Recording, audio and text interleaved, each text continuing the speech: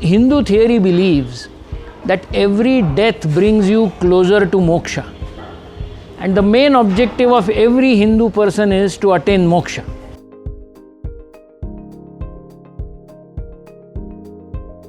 For success in life, you need to have a high curiosity quotient.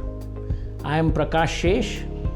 We are overwhelmed by the stupendous response that you gave to our in and out of the box series of short curiosity videos. We now bring to you a new series of videos based on our superstitions. I am sure you like it as much as you liked the earlier one. Why is death inauspicious? मृत्यु को हम अशुभ क्यों समझते हैं? वैसे मैं ये समझ सकता हूँ if you consider death as unclean, because there is a lot of putrefaction which takes place in our dead bodies. I can also understand if you consider death as a very sad event. Obviously you lose a person who is close to you and it's definitely a sad event. But I don't understand why it should be considered as inauspicious. As all of us know, auspicious pujas are different from inauspicious pujas. Auspicious pujas are like birth, housewarming, marriage, Satyanarayan puja. All these are supposed to be auspicious pujas. And what are inauspicious pujas? The ones which take place in the death rituals, जिनको हम हिंदी में अशुद्ध श्राद्ध कहते हैं. मेरा कहना एक है कि Hindu theory believes that every death brings you closer to moksha. And the main objective of every Hindu person is to attain moksha.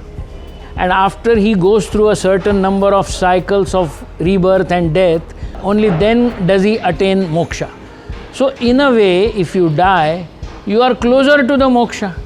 So actually there should be some amount of celebration in this event, because you are coming closer to your final objective.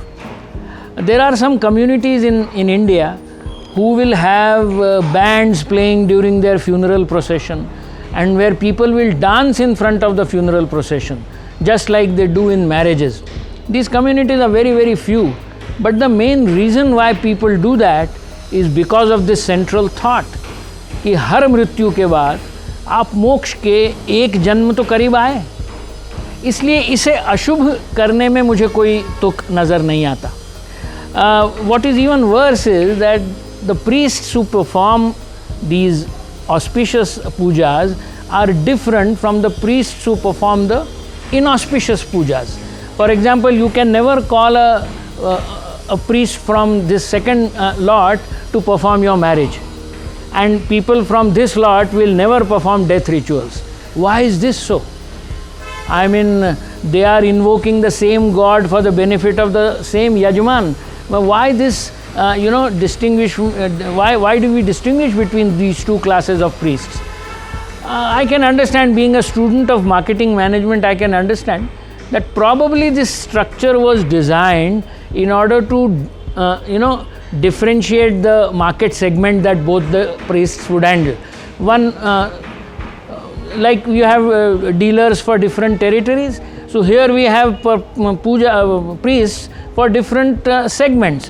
One which will handle the after death segment, one which will handle the auspicious puja segment. If it was fine, up to there it was fine. But I don't think this disallowance of priests to go from one section to the other is a very good policy, and I think it must go. I also therefore feel that this inauspicious या अशुभ का जो छप्पा पड़ा हुआ है मृत्यु के बाद वाले सभी पूजाओं पे, वो भी जाना चाहिए.